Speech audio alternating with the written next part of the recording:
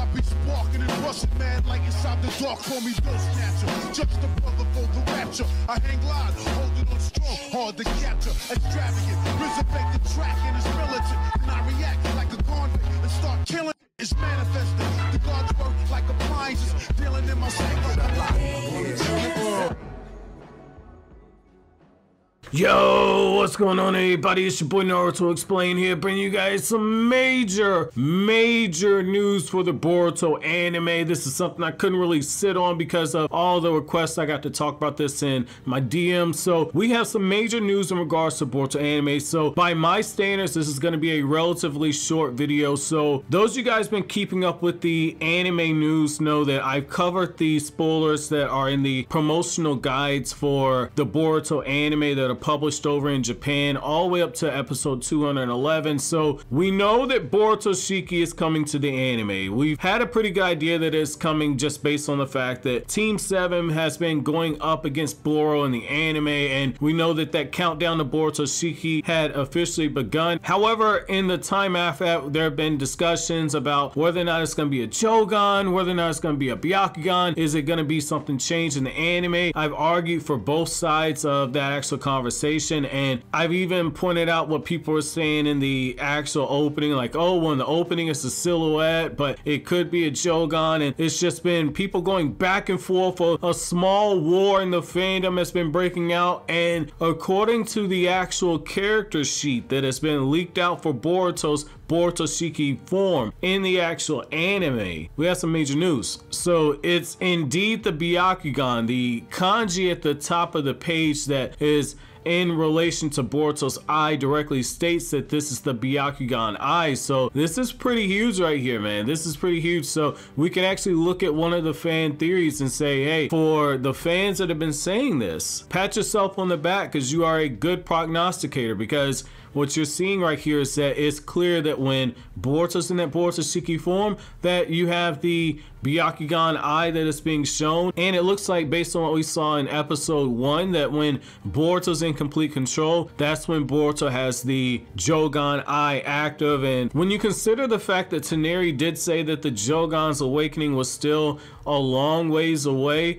it just makes sense at this point. Even Momoshiki has said, like, yo, this time when Boruto loses everything, we're not quite here yet. It's still a long ways away. So the Jougan eye, I know people have been on Jougan watch. It does not look like this is going to be it, because we have official confirmation that this is going to be Boruto's BoruShiki's form and that he's going to have the byakugan eye. And I think that this opens up a huge world of possibility right here, because now you're in a situation where you get to play up the irony, because Boruto so desperately wanted to awaken the byakugan, and he wasn't able to actually awaken byakugan on his own, but Momoshiki was able to awaken byakugan in his body. And without going into spoilers, you know what's going on with Boruto's body if you read the manga. So there's a specific reason why Boruto has byakugan when Momoshiki takes over. So this is pretty good. Now, I've seen people kind of complain about Boruto, saying that Boruto looks a lot smaller in his BoruShiki's form and that they thought he was going to be a lot taller. And the only thing I'll say on that is that Ikimoto's actually said in the past, I believe this was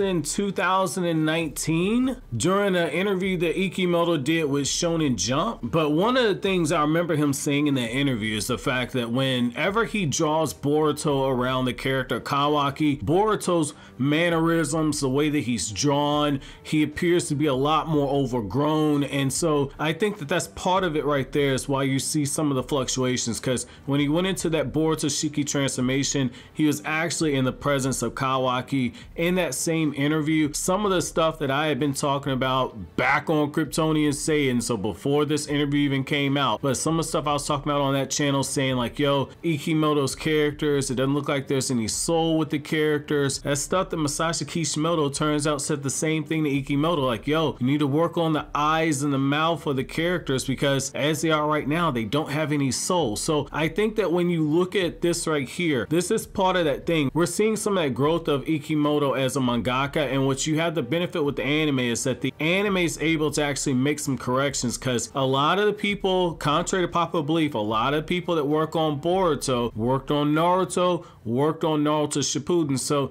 there are people that know how to kind of correlate this more so into Masashi Kishimoto's art style in particular, but also they're able to go through and kind of clean up some of the stuff that you're getting with Ikimoto. So that's why you see a little bit of the height difference with Boruto Shiki and what you get in the actual manga. And realistically looking at it, it didn't make sense for him to actually be taller at this point. He's still a 12-year-old kid at this point in the story, so he's not gonna magically hit puberty and grow several inches. That's not something that's gonna happen. We've actually seen what happens when you go into a partial Utsuki transformation. Kawaki did not grow several inches, he grew a horn. Jougan was further along with the karma seal implanted onto him. Jougan didn't magically grow several inches. Jougan stayed the same height. Jougan just sprouted an actual horn. So you're seeing the same thing here with Boruto. In fact, when you look at the actual character design sheet, one of the things that it says is that the patterns of karma are spread on his arm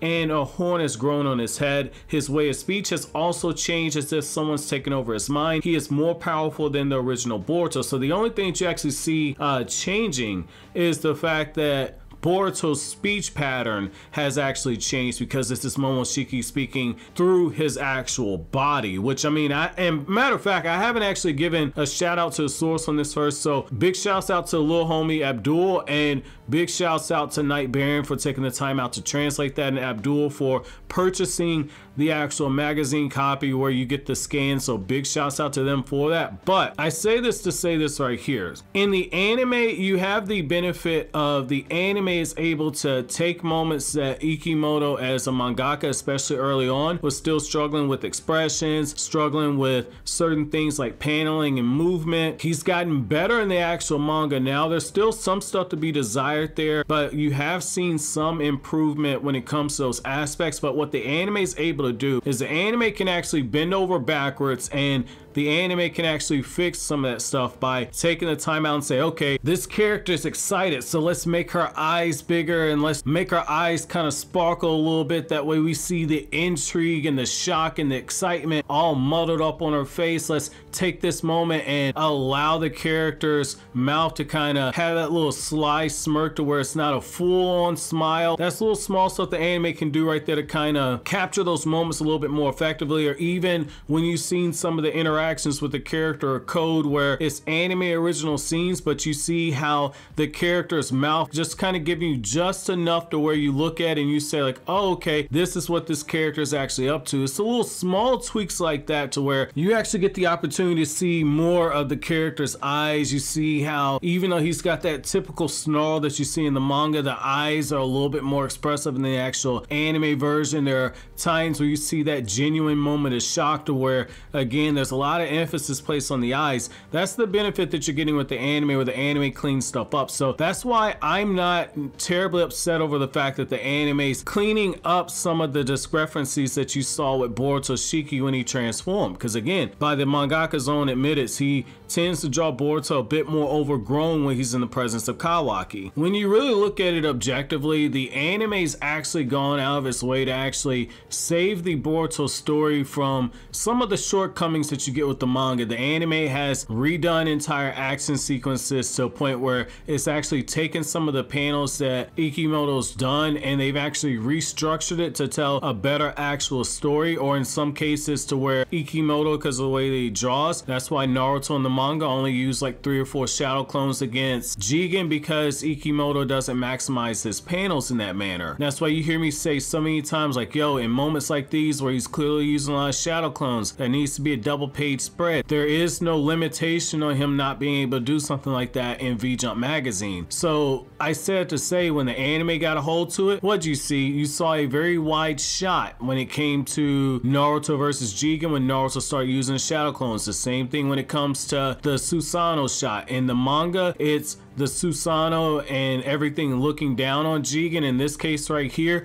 you actually see it to where Jougan's looking up at it, and because you're doing it from that different angle, so where it's from the ground up, it makes Naruto and Sasuke's avatars look way more menacing than they actually turn out to be in that actual fight. But it plays with expectations. That's why you hear me say a lot of times paneling matters. The people that work on the actual anime are able to take those moments and say, okay, I get what he's going for, let's switch it up a little bit, because you can't miss with the anime. And so the people bitching about Boruto looking like he's smaller in the Boruto Shiki form, with all due respect, I'm gonna say I think the anime made the right choice here. However, I want to know from you guys, how do you guys feel about these small tweaks that the anime's made with the height, and how do you feel about the fact that we now have confirmation that this is indeed the byakugan? If you're somebody that wanted the Jougan, are you disappointed? Let me know why down in the comment section below. But as always, guys, if you like anything I had to say, don't forget to comment, rate, subscribe, and share. Thank you so much for watching until then. Have an awesome day, guys.